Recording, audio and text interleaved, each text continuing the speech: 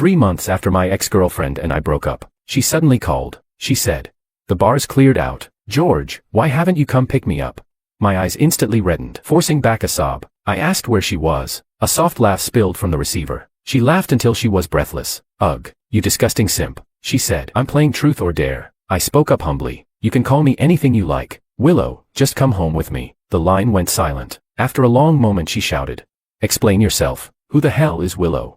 Chapter 1. 3 months after the breakup, my illness relapsed. A nightmare I hadn't had in ages came back to torment me. In the dream I was kissing a Yandere beauty, sharing the most intimate moment, until the next second, when she raised an ice pick. Weeping, she told me she loved me, then drove the ice pick down, but it wasn't aimed at me. Yet my dagger sliced her throat without hesitation. She died smiling, triumphant, begging me to take her home. Agonizing grief flooded my chest, and I jolted awake, gasping. Absurd as it sounds, that dream has tormented me for 3 long years. The searing pain lingers even after waking, trapping me in the anguish of losing a lover. I saw a therapist and confessed I had fallen in love with the woman in my dream. Her name was Willow. When hypnosis and sleeping pills failed, the doctor suggested I start a relationship. Perhaps I could transfer my feelings. If I can't have it, then letting it go might be the cure. That was when Sophia appeared. She looked exactly like the woman from my dream. Chapter 2. I truly believed she was Willow made flesh. The same eyes, the same voice, even the flirtatious curve of her lips matched perfectly. At the bar she leaned,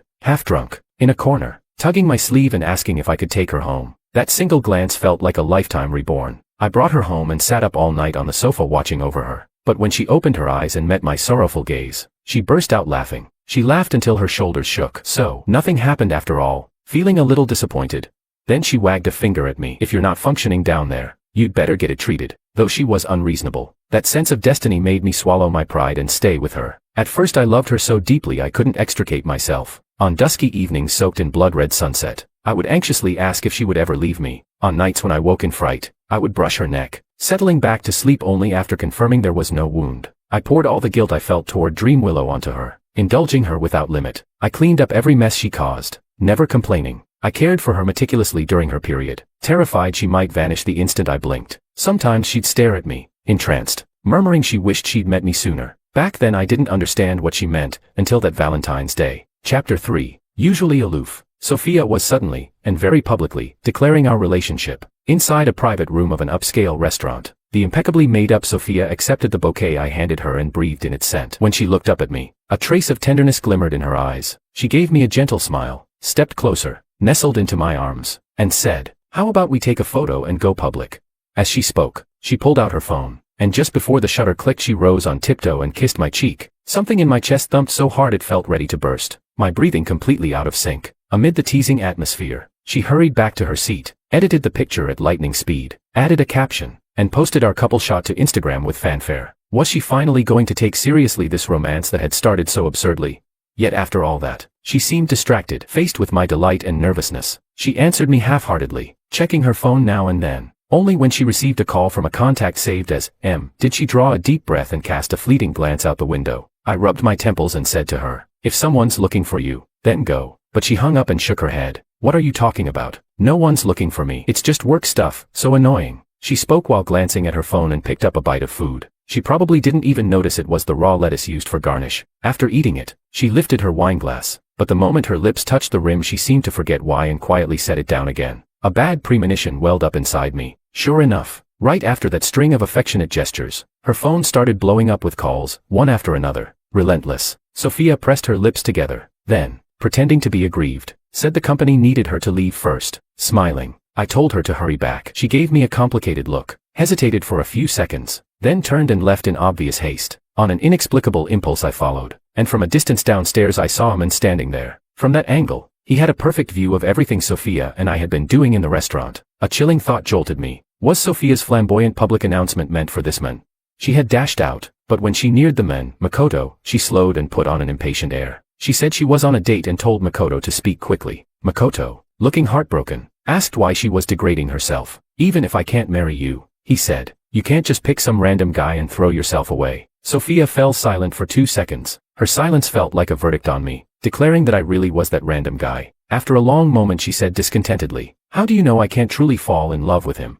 Makoto gave a rueful smile. "Don't you already know what love feels like?" With that, he pulled Sophia into his arms and kissed her deeply. possessively. It was a fervent, domineering kiss. Sophia froze where she stood. Only a second later Makoto let her go and said, "An avalanche. A tidal wave. Now this is what it means to fall in love. So, Sophia, even if we can't be together, you still can't just find some random guy and ruin yourself." Chapter 4. In that instant, hiding behind the pillar felt like taking 10,000 arrows to the heart. Only then did I realize I wasn't some fated soulmate. I was just the random guy she'd grabbed to provoke Makoto. She loathed Makoto's wavering, so she picked me on a whim. At the bar she singled me out, saying I looked like a player at first glance. She'd wagered I'd pick up a corpse at the bar from behind the pillar. Like a voyeur, I watched them go from fierce arguing to locking in a passionate kiss. They looked exactly like the tortured lovers in an angst-fest romance, while I was merely cannon fodder. A searing pain ripped through my chest, and I decided to break up. Yet, illusion or not, the suffocating weight that Willow had pressed on my chest for 3 years suddenly felt lighter. Maybe that was the withdrawal the doctor had mentioned. Sophia didn't come home until very late. When I checked her Instagram, the lovey-dovey photo was gone. We met again a few days later. Haggard, she came to me and, as though reunited after ages, hooked her arms around my neck and kissed me. Her eyes were shut tight, as if savoring every nuance. I figured she was probably trying to feel whether this kiss had the avalanche and tidal wave Makoto talked about. I pushed her away. She looked aside in panic, guilt and confusion swirling in her eyes. 1,000 needle pricks of pain spread across my chest again. This time I was sure, the suffocation really was fading. Even if she used me first, treating her as a way to wean myself off doesn't seem too much to ask.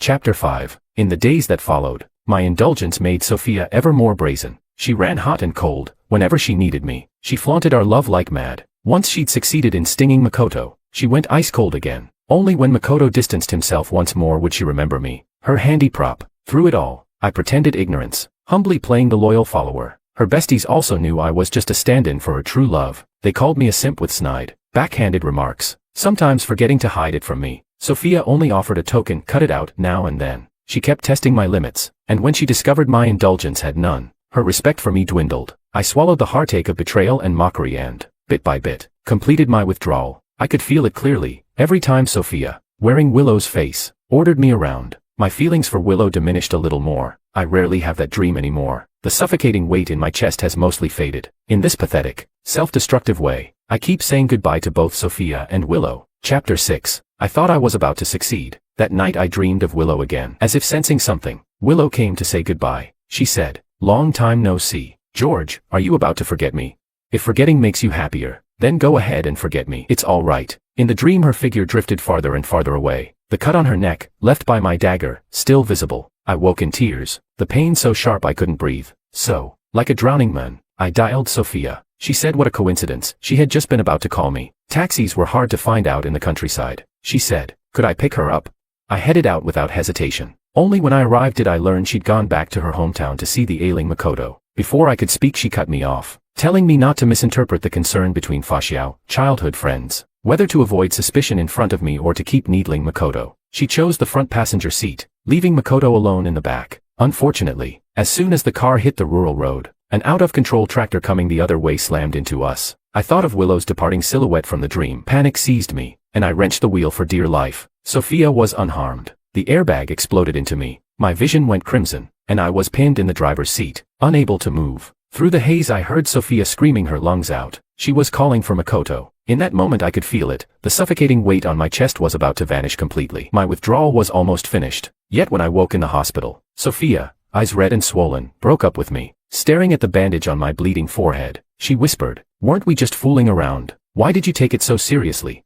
I was terrified. I begged, "We can break up, but could you wait a little longer?" What I meant was, just let me finish the withdrawal. Pathetic and humble, I drew murmurs from the onlookers. There was pity in Sophia's eyes, yet she still clenched her fists and fled in panic. Chapter 7. I knew she was frightened. I'd risked my life to save her, and she couldn't bear that weight. But does a woman like her really fear trampling on someone else's genuine feelings?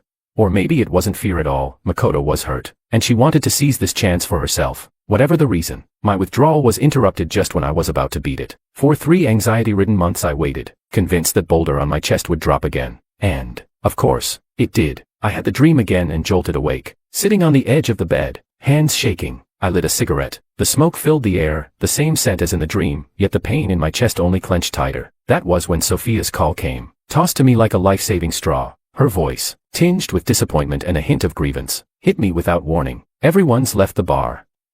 George, why haven't you come pick me up yet? It was the exact same voice I'd heard in my dream. My eyes burned. Choking back a sob, I asked where she was. Laughter exploded through the receiver. The grievance vanished. Between gasps, Sophia said, "You disgusting simp. I'm playing truth or dare." A bucket of cold water. The shock punched a hole in my despair, and the suffocation on my chest lightened. 3 months on, the withdrawal medicine was working again. Testing the waters, I murmured. "You can call me anything you like, as long as you come home with me." She snorted. "Are you crazy? I'm gaming here, can't you get that? You pathetic simp." Sure enough, the suffocation weakened further. I rose and crushed out the cigarette. "Tell me where you are." "Willow," I said. "Let me see you one more time." Silence on the other end. Then, after a beat, "Explain yourself. Who the hell is Willow?" With Sophia's furious shout came a flurry of whispers in the background. "Seriously, isn't he Sophia's simp? Why's he calling some other woman?" "Sophia, maybe he only agreed to pick you up because he thought you were that Willow." "Looks like you lost this round." Having lost the game, Sophia snapped. "Don't think you can fool me by making someone up. I'm giving you an out. The address is sent. If you're not here in 30 minutes, forget ever getting back together." I jumped in the car and sped to the location she'd sent. The pressure on my chest wasn't as crushing as before, yet the stone still hurt. I knew, the angrier Sophia was now, the more she'd demand from me later, the more extreme she got, the better for my withdrawal. Maybe this humiliation would be the final, potent dose. If it failed, it meant Sophia, as my detox drug, had developed resistance. Time to change meds. Chapter 8. The bar was bustling with noise and excitement. Most people stayed just to enjoy the drama, to watch Sophia humiliate the simp who called out the wrong name. When I walked in, they were all watching the time. Someone laughed. "Damn, really didn't even take half an hour. Must have run every red light to get here. This simp is seriously insane." A woman added. "Are guys thinking with their dicks these days? Do they only care about looks? She messes with him like this and he still keeps crawling back." Sophia remained silent, lounging in a dimly lit corner. The shadows covered half her face, making her resemble Willow even more. The moment our eyes met, that drowning sorrow slowly rose up again. Maybe it was the silent pleading and pain in my eyes that somehow pleased Sophia. She curved her lips into a smile, then picked up a glass and poured 3 full cups. In a tone of condescending charity, she said, "Drink them all, and I'll forgive you." As she spoke, the light reflected off her delicate features. From that angle, she really did look like Willow stepped right out of my dreams. I didn't know why she came back to me. Was it because things went south with Makoto again, or had she genuinely realized how good I was? But that didn't matter. What mattered was that this time, the suffocating pressure was almost gone. The smile at the corner of my lips instantly drew mockery. One of her girlfriends sneered. "Oh my God, look how happy he is." "Sophia, how did you train your dog like this? You have to teach me someday." The words were harsh, but they did nothing to dampen my excitement. I raised the first glass and downed it in one go. I said, "The first one, for myself, for clinging on shamelessly, for never giving up easily." Booze echoed all around, mixed with whispered ridicule. Another friend jeered. "Wow, no shame at all. Comes when called, leaves when dismissed." Sophia let her friends mock me freely. She said nothing, just looked very satisfied as she tucked a loose strand of hair behind her ear. I took a deep breath, feeling the heavy stone on my chest finally lift. So I picked up the second glass and looked straight at Sophia. I said, "The second one, for Sophia, for treating me like nothing, never showing a shred of decency." This time, the whispers turned into loud jeers and curses. "Damn, I've never seen anyone this pathetic before. He's got to be mentally messed up." "Disgusting." Sophia furrowed her brows slightly, but still let me finish the second glass. My chest felt lighter than it ever had before. A complete release, like I'd never even dreamed of Willow. A bit tipsy now, I grinned. My steps faltered. I grabbed Sophia's hand and examined it carefully in front of me. Her fingers were soft and smooth, definitely not assassin hands. I flipped her arm over and saw a shallow cut. Too shallow, didn't feel right to the touch. Different from Willow, the room was too noisy. Someone said I'd gone mad with lust for Sophia's body. Even Sophia, for once, lost her usual scornful look. She pursed her lips and said, "George, you're drunk, aren't you? Come on, let's go home." Saying that, she stepped over to support me amid the jeering crowd, but I suddenly pressed her down, eyes locked on the slightly open collar of her shirt. One last check, then I would be reborn in fire. Under the curious and amused stares, I slowly pulled open Sophia's collar. Sure enough, no mole on her collarbone. No sign of laser removal either. Sophia gasped, her voice raspier, trembling as she spoke.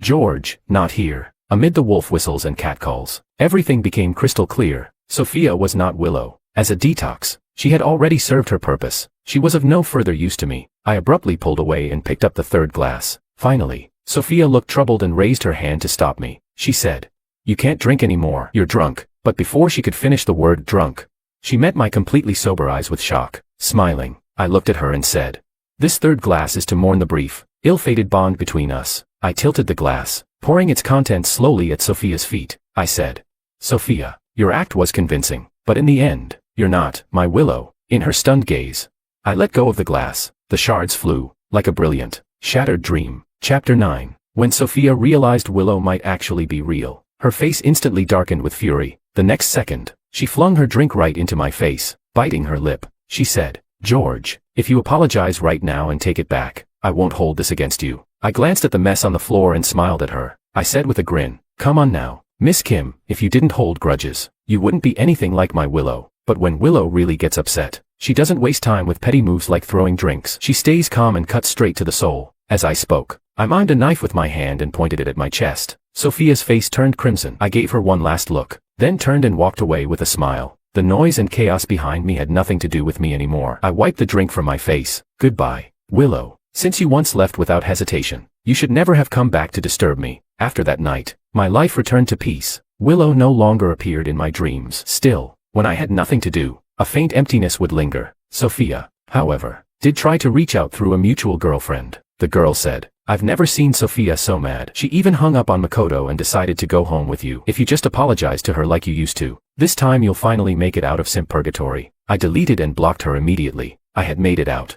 My heart no longer felt like it was being torn apart every day. Even work became easier. Coincidentally, our theater troupe began rehearsing a new play. My co-star was the wildly popular actress Anna. Her joining was a big deal, and the troupe even commissioned a custom-written script just for her. But the moment I got the script in my hands, every hair on my body stood on end. It was a tragic love story about life and death. The male and female leads came from opposing sides. After a series of flirtations and tests, their emotional defenses gradually fell. Their true feelings were buried under lies, caught somewhere between love and lust, between illusion and truth. At the climax, the female lead was the first to pick up the hidden ice pick and stab at the man. That's right, the ice pick wasn't aimed at the man, but the man's dagger still slashed across the woman's throat. Smiling, she died in his arms. In the next life, she said, "Take me home." A giant invisible hand suddenly closed around my throat. Grief surged like a rising tide, drowning me. I asked, "Is the female lead named Willow?"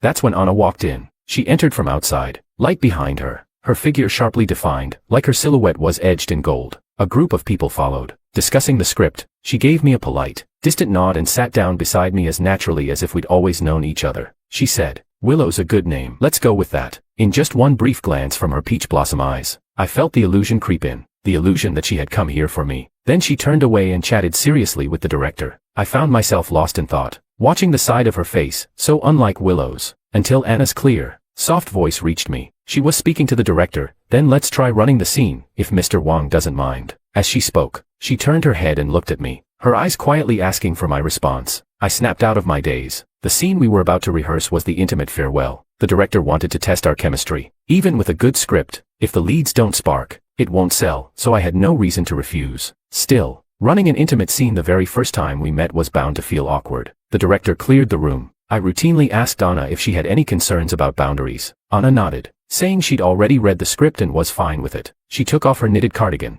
Underneath was a white lace camisole, outlining every curve of her graceful figure. One of the straps slipped down her shoulder, revealing cool pale skin and a delicately sculpted collarbone, an alluring sight. Anna adjusted the strap as she lifted her head. I was caught completely off guard by the burning intensity and determination in her eyes. With just one look, she was already in character. The calm, elegant, aloof heiress from moments ago had vanished. What replaced her was the Yandere female assassin, twisted, obsessive, and emotionally volatile. She locked eyes with me, step by step drawing closer, eyes flashing between despair and anguish, finally settling into bitter resentment. She threw herself into my arms, embracing me while subtly patting me down. Not finding a weapon, she let out a breath of frustration, then sank her teeth into my neck. I winced and furrowed my brow from the pain. Grabbing the back of her head, she closed her eyes as if surrendering to fate, letting me kiss her recklessly. Breath tangled with breath, we collapsed onto the bed. She straddled me, hair falling forward, breathing uneven. One hand reached behind her back. I closed my eyes and said hoarsely, "Willow, are you going to do it now?" I knew, if the scene followed my recurring dream, she would have already raised the ice pick by now. But the next moment, a tear fell onto my neck. I opened my eyes and saw Anna, her eyes brimming with tears, focused, tender, as if pulling me out of a nightmare. She whispered, "I don't believe in fate." Then she let go. The ice pick fell to the floor with a loud thud, breaking the heavy silence. Anna smiled, her lips curling into a look of serenity and breathtaking beauty. The next second, she leaned down and kissed me, hot and urgent, a kiss like there was no tomorrow. Chapter 10. The director forgot to call cut. It wasn't until Anna sat up, breathing hard, and scolded him with irritation that he snapped back to reality and burst into applause. Amazing. Amazing. That was incredible. The emotion was perfect. But, Mr. Sue, why did you change the script on the fly? Weren't you supposed to stab him and then get counter-killed by George? Anna returned to her calm, elegant self. She took the tissue I handed her and put her clothes back on. After a pause, she said quietly, "The way the female lead dies, it leaves a bad taste." I froze mid-sip of water, staring at her in disbelief. On countless nights when I'd woken from dreams, I'd felt the same anger. Anger at Willow for making me kill her, for forcing that guilt onto me. But that anger had always been buried beneath so much sorrow. It felt almost trivial. Sensing my gaze, Anna turned back to me and asked softly, "Am I wrong, Mr. Wong?" Before I could answer, chaos erupted at the door. Sophia stormed in, furious. As my ex-girlfriend, the staff hadn't stopped her forcefully. Fuming, she marched over and grabbed Anna's arm, glaring at me. "You just called her Willow." Anna pressed her lips together. She said calmly, "Could you let go, please? My name is Anna. Willow is just a character I'm playing." But Sophia refused to release her, arrogantly ignoring her response. I frowned slightly and slapped Sophia's hand. She gasped at the pain and immediately let go. Cradling her arm, I said, "Please show some respect to my leading lady." Then, with my thumb, I wiped the lipstick smudge Anna had left at the corner of my mouth. Chapter 11. Sophia froze for a moment, but insisted on having a talk with me. She said she had consulted my therapist and learned about my condition. I don't know what exactly the doctor told her, but clearly, her understanding of the situation was quite different. She believed I had created a woman in my dreams who looked exactly like her, named her Willow, and imagined that this Willow was hopelessly in love with me, devoted, passionate, and willing to die for me. She thought I was sick because of her. So in her eyes, there was some guilt, but even more, satisfaction. She said, "George, I'm sorry. I didn't know I hurt you that badly." I was speechless. I stared at her, trying to figure out where exactly her logic had gone off the rails. She tugged at my sleeve, her voice soft, like she actually felt sorry for me. She said, "You used to touch my neck at night. I get it now. You were dreaming about hurting me. George, you carried so much pain without ever letting me know." I yanked my arm out of her hand. She lowered her gaze. "You resent me, I know. But when you picked me up back then, I thought we were just a fling, that it wouldn't lead anywhere. I didn't realize how deeply you felt. If I'd known you were serious, I never would have treated you that way." I stared at her face, dazed for a moment. I found myself wondering, in the parts of my dream I hadn't seen, would Willow ever have had thoughts like this too? This tragic, dreamlike obsession finally began to show its glitch. Now that I'd had a chance to catch my breath, Sophia kept pushing her own little narrative. "George, I'm sorry. You used that actress to heal from me and even named her Willow. I shouldn't keep letting you down. I'm done being petty. Please, forgive me." It was the first time Sophia had ever lowered her pride for me. When she finished, she looked at me with hope. I stayed silent for a moment, then suddenly laughed. Sophia's lips curled up unconsciously, but I said, calmly, "Did the doctor tell you when I first started dreaming about Willow?" She looked confused. "No, but we've known each other for, what, half a year? Have you been in pain that whole time?" She was still living in her fantasy where I was her loyal simp. I slowly pulled up my medical history on my phone and held it out to her. I said, 3.5 years. Sophia, I've been dreaming about Willow for 3.5 years. She tortured me for 3.5 years. But luckily I met someone who looked just like her. I stared her straight in the eyes, and said each word slowly. "I used you to quit her." Sophia stood there stunned, her cheeks visibly flushing red. "Don't be mad just yet," I said evenly. "You know you never got the short end of the stick. For over 6 months, she came and went as she pleased. I was always generous with money, clothes, gifts, even covered for her boyfriend behind the scenes. In fact, I probably helped speed up their relationship. No matter how you looked at it, she didn't lose anything. I helped her see it clearly, that I owed her nothing. And then I told her, emotionally and logically, she had no reason to ever come back. This mutual use of each other could at least end on decent terms." Sophia stood there, stunned. I had already walked far away when I suddenly heard her laugh, just like she did that day on the phone, vicious and pitiful. Chapter 12. Life was much quieter after that. The suffocating heaviness was gone, replaced by a hollow emptiness in my chest. Fortunately, the stage play officially began production, and whatever emptiness I felt was utterly shattered by Anna. She liked writing fiction and often surprised us by rewriting scenes without warning. What was originally a dark, masochistic one-sided obsession was completely transformed. She and the screenwriter rewrote it into a story of mutual yearning that couldn't find closure. The female assassin's seductive games early in the script veered totally off book. She said, "It's the unexpected collisions that pull Mr. Wong in deeper." And she was right. Every time she appeared unexpectedly, with her bold and striking makeup, it was enough to make me lose focus. The heat in my chest would build until it echoed in my eardrums. I admit, I was moved by a woman other than Willow. At first, I passively accepted those feelings. Then Anna began to want more. She said she wanted me to surprise and disarm her too, only when both sides strike equally. She said, "Can you make the audience feel something real?" So I asked her, puzzled, "Is this because you like me?" Her cheeks flushed, and then she smiled slightly. "You're pretty good at this," she said, and we both laughed. The director, a bit stunned, hushed us. "Are you acting? Or is this real?" he muttered. To be honest, I didn't really know anymore either. Whatever it was, something called hormones had taken over the theater. As we started to carry the tension off stage too, I heard news of Sophia again. Sophia had been in a car accident. By the time I found out, her bandages had already come off. Most of her injuries weren't serious, but apparently, there'd been trauma to her brain. In the hospital, she was begging, screaming, to see me. In the end, I had no choice but to agree to take her call. She was silent for a long time on the phone. Then, her voice hoarse and trembling, she said, "It's been a while, George. Have you started forgetting me? If forgetting helps you feel better, then go ahead, forget me. It's okay."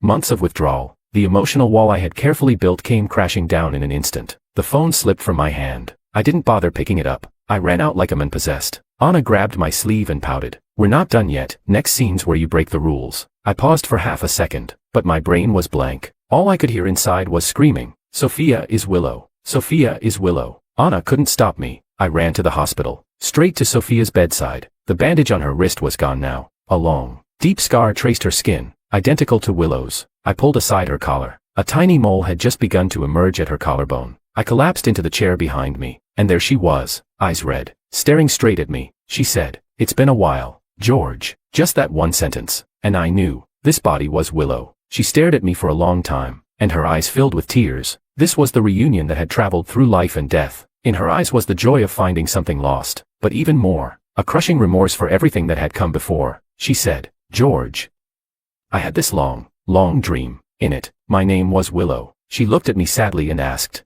"That wasn't just a dream, was it?" Of course it wasn't. The pain in my heart was real. The love, buried deep in the dream, was seared into my soul. That sharp pain in my chest returned. The overwhelming love I'd felt for Willow in those midnight awakenings came flooding back. No reason, no logic, just unstoppable. I remembered raising my dagger. I remembered Willow's smile. "Don't forget me, George. Take me home, George." 3 long years of wandering grief. Now it had found a place to land. I thought, I'm about to run over and hold my Willow again. The one who was always meant to be mine. I knew I shouldn't, but I couldn't help myself. Just then, Anna's call came in. She said, "Mr. Wong, how about a private date tonight, with your Miss Lu?" My Miss Lu. The moment I heard that, something was disturbed deep in my mind. After a month of rehearsals, whenever I heard the name, Miss Lu, the first thing that popped into my head was Anna's sarcastic remark. She often said, "Someone who really loves you would never let you kill her with your own hands." Her voice continued on the line, "Mr. Wong, tonight I want to talk with you about the final scene. How we can revise it to really transcend and break through the theme of inescapable fate." My mind slowly cleared. I resisted the urge to embrace Willow. Right across from me, Sophia was still sobbing. She said, "George, that wasn't a dream, it was real." The knife across my neck hurt, but not as much as the pain of dying without saying goodbye. "George," I thought, "I'd never see you again." That brief moment of clarity in my head was soon drowned by an overwhelming sense of suffocation. 2 forces kept pulling me in opposite directions, and it took everything I had not to open my arms to Sophia. I think I made the right choice, because in the very next moment, that man named Makoto burst in. He rushed over and hugged Sophia tightly, pulling out a ring and slipping it onto her finger. He said he had almost thought he'd lost her. Filled with regret, he seemed to have finally seen his true feelings in the face of life and death. He said he would divorce his wife and marry Sophia. He'd take her to register the marriage. Like a bucket of ice water dumped over my head, I was instantly sobered. Just then, Anna's voice returned through the phone, mocking, "How can you tolerate a plot this melodramatic, Mr. Wong?" I pulled myself together and smiled. It felt like some hidden truth was on the verge of being exposed. I agreed to the date with Anna. Chapter 13. When I fled Sophia's hospital room, she was coldly confronting Makoto. The paranoid look in her eyes was nothing like the Sophia I used to know. The change was so sudden, so jarring. I seized the opportunity to escape, yet I still couldn't outrun the waves of emotion that struck me for no clear reason. I managed to dial Anna's number, and the moment she arrived, I gritted my teeth and asked, "You said we could discuss the plot, does that mean anything goes?" There was a sparkle in her eyes as she nodded. As long as you're willing, I'll go along with anything." The next second, I grabbed her, held the back of her head, and kissed her. I carefully savored the sensation the kiss brought. The flutter in my heart, it was real. The tenderness, it was full of love. It wasn't that so-called suffocating feeling. I said, "It seems like my fate was already written by someone." Ending the kiss, I looked into Anna's eyes and said, "You know it, don't you?" She smiled without replying, only gently pinched my arm a few moments later. She said, "Your fate isn't for anyone else to decide." I asked calmly, "What if it's the author? What if I said this world is a novel, would you believe me?" Anna studied me for a moment, then gave a cold snort and said, "What are you even thinking? Don't tell me you're planning to ditch me with this whole 'it's fate' excuse after seducing me." I couldn't see any hint of deeper meaning in her eyes, so I put on my usual sly smile and said, "I didn't seduce you, we were just discussing the plot." I ended the topic on my own terms, but the doubt in my heart had already been answered. I was sure of it. I had developed feelings for Anna, but whenever I saw Willow, I still lost control and fell headfirst. It didn't make sense. I thought, just as I suspected, my fate really was written by someone else. Someone decided that Willow and I were destined to be together. This conclusion didn't come out of nowhere. The moment I started seeing a therapist, I began searching for the reason. A person suddenly appearing in my dreams. The yearning that crossed from dream into waking life, none of it made sense. I thought I had escaped the invisible grip when I succeeded in breaking the addiction. But then, the script appeared. It replayed the scenes, forcing me to relive the painful, tragic romance between me and Willow. It wanted to regain control of me. To test this theory one last time, I said goodbye to Anna and went to the temple, the one I'd been hearing about more and more lately. As if waiting for me, a revered monk approached me and asked if I was troubled by love. I went along with it and asked him to hypnotize me. The dream extended. Sure enough, in my past life, Willow was there. Every scene in the dream had happened in that life. We loved each other, but we were on opposite sides. After great agony, Willow chose to give me the chance to live, and not long after her death, I died of heartbreak. This hypnosis revealed everything, that the current Sophia was Willow reincarnated. All signs screamed that Willow had awakened, and we were meant to continue our story, but I saw more than that. There were scenes I'd never seen before. They were faint, like something had deliberately wiped them away. I tentatively asked the monk, "Those disappearing fragments, were they the path Sophia and I were originally supposed to take?" Because of my withdrawal from the relationship, the obsession, those events never occurred, and so they were erased. The monk averted his gaze and replied in a cryptic tone, "It cannot be said. It cannot be said." At that point, what more was unclear. Even if he refused to answer, I already knew. My life is a novel, or maybe a play. My joy, my sorrow, my rage, all at the mercy of the author's pen. I'm grateful Anna appeared. She inspired me to question the script, to question Willow's dramatic, manipulative suicide attempt. She inspired me to mock that bullshit sense of fate with real actions. Now that everything is clear, I think I know what I have to do next. Chapter 14. That night, for reasons unknown, Sophia didn't come looking for me again. I was finally struck with inspiration, and worked with the director overnight to finalize the performance's ultimate version. Early the next morning, Sophia showed up at the theater entrance, wounded, from afar. With just one glance, her tears began to fall uncontrollably. She looked at me, worn out yet focused, as if 1,000 words would still fall short, so she said nothing at all. I asked a colleague to give her a front row ticket. The first trial performance today felt as if it had been deliberately arranged, to let us, at the moment of reunion, relive the hardships we'd been through together, as if trying to use this to cancel out the influence Sophia once had over me. When the performance began, Sophia sat silently in the audience. From her aura alone, she already was Willow. So throughout the entire play, every ounce of grief and despair I portrayed, none of it was acting. When I kissed Anna on stage, I couldn't suppress the dark emotions inside me. When I described the future to her, there wasn't a single trace of light in my eyes, only despair. Anna furrowed her brow, trying to encourage me like she had during rehearsals, trying to help me break through the so-called fate. But as I kept hesitating to speak, over and over again,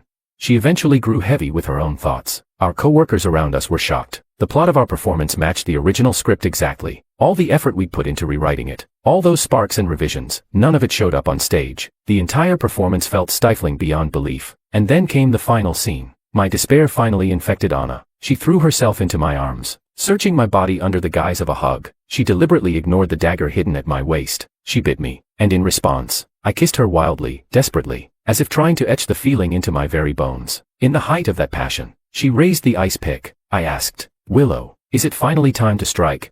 The ice pick stabbed into the pillow beside me. I swung my hand back and slashed Anna's neck. Blood gushed out. Anna smiled in triumph. She said, "George, don't forget me." In that instant, dream and stage were indistinguishable. I collapsed, sobbing, down in the audience. Sophia was also in tears. In her eyes, I saw certainty, sad, but certain. Seeing me break down like that, she was sure that I still loved her, sure that I would reunite with her and finish the love story from our past life. The dreams we'd shared made every glance between us feel like a tacit understanding. The wrenching pain in my chest almost made me believe it too. If Anna hadn't suddenly sat up. Chapter 15. Anna, who was supposed to be dying, mumbled, "Don't forget me," and then suddenly sat up from the floor. She rolled her eyes and said, "What the hell?" And then with a face full of indignation, "Is this female lead mentally unstable or what?"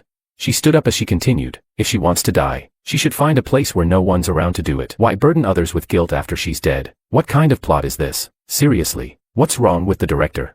The play wasn't over. This was the final version I had discussed in advance with the director. A play within a play. The onlooking co-workers whispered excitedly among themselves, leading the grief-stricken audience toward a new interpretation. Someone said, "Yeah, why should someone else's hand be the one to end it? That's just emotional blackmail disguised as love, and asking not to be forgotten, and brought back home. What's that about? Prepping for a reunion in the next life? These days, they're writing painful drama just for the sake of pain. Even dogs wouldn't act in this crap." Sophia visibly turned pale. She stared at me, trying to read something from my expression. I patted the dust off my pants and stood up with Anna's help. Seeing the wound on Anna's neck, I muttered that the special effects makeup was way too intense. Anna complained, "You're so rude. You were the one who insisted on shooting a tragic drama. We were just cooperating with your vision of how painful one could make pain. And now you're criticizing me."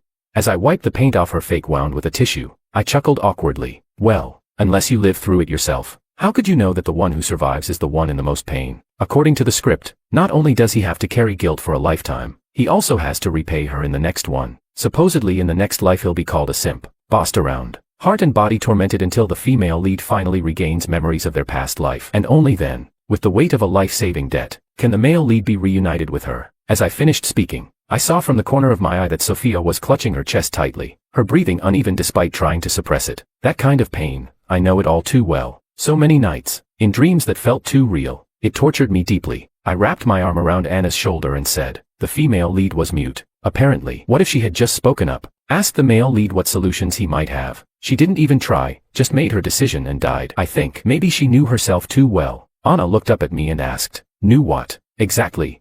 I replied, "I guess she might have known all along that she was no match for the male lead. So she used this move, forcing him to carry guilt for 2 lifetimes even after winning." Anna smiled faintly. "That line, I completely made it up. But what can I say? I've been such a coward these past years." Sophia had curled up in her chair, crushed by despair. Even her outline radiated hopelessness. Watching her like that, of course I felt pain, especially after just going through that hypnosis session, reliving everything between Willow and me from our past life. But if I was going to break free, it would cost me a layer of skin. In the final scene of the play, Anna tilted her head and asked me, "Then I have a question for you, after all this. Do you love me more than you loved Willow in the play?"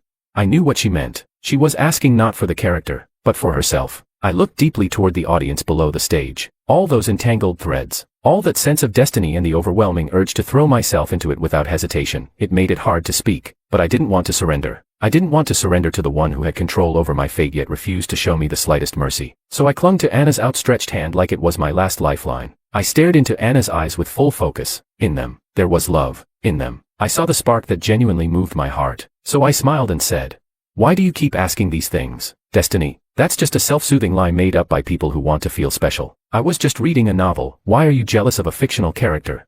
It was just a dream." I wasn't going to take it seriously. Anna threw herself into my arms, delighted. The closing music played, and part of the soundtrack included the narrator's voiceover. Destiny, so-called, is nothing but a false proposition. Even if causality is inevitable, and the arising and fading of will is predetermined, the outcome remains unknowable, because the moment one perceives a result, a new cause is born, leading to a new effect, and so on, endlessly. There is no final conclusion. The curtain fell. I saw Sophia collapse in tears on the floor, and then be completely shut out beyond the curtain. Chapter 16. This play, which used fatalism as its central theme, had a wildly successful first preview. Anna and I would go on to tour with it for dozens of performances. After that night, I never saw Sophia again. I believe that the Willow I once loved, she was at least intelligent. Sooner or later, she would see, just like I did, the cracks in that uncontrollable fate. As someone who had also been manipulated by destiny, I truly wished her a swift and complete liberation. Chapter 17. After completely severing ties with Willow, my symptoms gradually improved. I could almost be sure I had finally broken free from the pen that once controlled me. At the final stop of the tour, I finally confessed my feelings to Anna. Not on stage, nor in the rehearsal room. In a private setting, with no role to hide behind. I asked her solemnly if she would be willing to be with me. Once again, I saw certainty in someone's eyes. Dozens of performances, countless ambiguous moments during rehearsals, and all the times when true emotions slipped through, those had made it clear to her that I would confess sooner or later. I said, "Anna, thank you for coming into my life, for helping me break through everything that held me back." I held up the ring in front of her. She reached out to take it, but I pulled the ring back. I asked flatly, letting me propose to you and put this engagement ring on your finger, isn't that your mission objective in this strategy, right? Anna stood frozen in shock. The same Anna who had acted through countless scenes with me actually looked flustered. It took her a long moment to compose herself. Then she pressed her lips together. She said, "All right, you caught me. How could someone who broke free from destiny not see through my tricks?" I didn't respond. In truth, I hadn't known from the start that she was a player in a love strategy game. At first, I only suspected she had something to do with Willow. Watching her constantly emphasize breaking free from fate, I thought she was my salvation from above, until Sophia awakened. What I saw in her eyes was panic, but not the kind that comes from losing a lover. And when I found out this was all just a novel, I dared to make that bold guess. It was only a guess. Even just now, my so-called certainty was laced with testing, and she gave me the worst possible answer. The room was deathly silent. An intimacy stripped of illusion now looked fragile and fake. Sweet moments from the past surged forth, slapping me in the face. I lit a cigarette. The smoke made Anna squint and frown, like it might bring tears to her eyes. I broke the silence first. "So what happens when the mission's successful?" Through the smoke, she looked at me for a long time and said, "I leave. Go back to my world." Anna must have been scared. Who doesn't want to go home? She was one step away from success. She must have feared I wouldn't let her go. I nodded, took her hand, and once again lifted the ring engraved with the initials of our names. I slipped it onto Anna's finger. Her tears fell. She pretended the smoke had choked her and used a cough to hide it. No need for guilt. I smiled as I wiped away the tears from her cheek. We both got what we wanted. Anna looked at me in confusion. Since she was the strategist, the one playing a role to complete her goal, she should have known. Back then, the psychiatrist gave me two options. One was to quit cold turkey, through Sophia. The other was displacement, falling in love with someone else. Anna was just another dose of medicine. From the moment I saw the script and then met her, I had my doubts. And since she came to me, there was no reason not to use her. Anna understood instantly. After a moment of silence, she suddenly smiled. I smiled too. She picked up the red wine glass beside her. I clinked mine against hers. She said, "Pleasure doing business, Mr. Wong." I replied, "A real pleasure, Miss Liu." We were so happy that we burst into tears. Chapter 18. The final performance ended with a flawless curtain call. On stage, Anna held me tightly and refused to let go for a long time. I said, "This time, it's truly goodbye, Miss Liu. Leave with peace of mind. I'll be fine. Between you and Sophia, I don't love either of you. I would never fall for some predestined arrangement. And I would never revolve around a player like some background NPC. Breaking free from fate, like shedding a layer of skin, was never about becoming someone else's choice. It was about choosing, simply because I wanted to, nothing more." Anna finally let go of me. We turned and bowed together for the last time, and I, after going through two unforgettable, passive entanglements, had finally taken back the right to be free.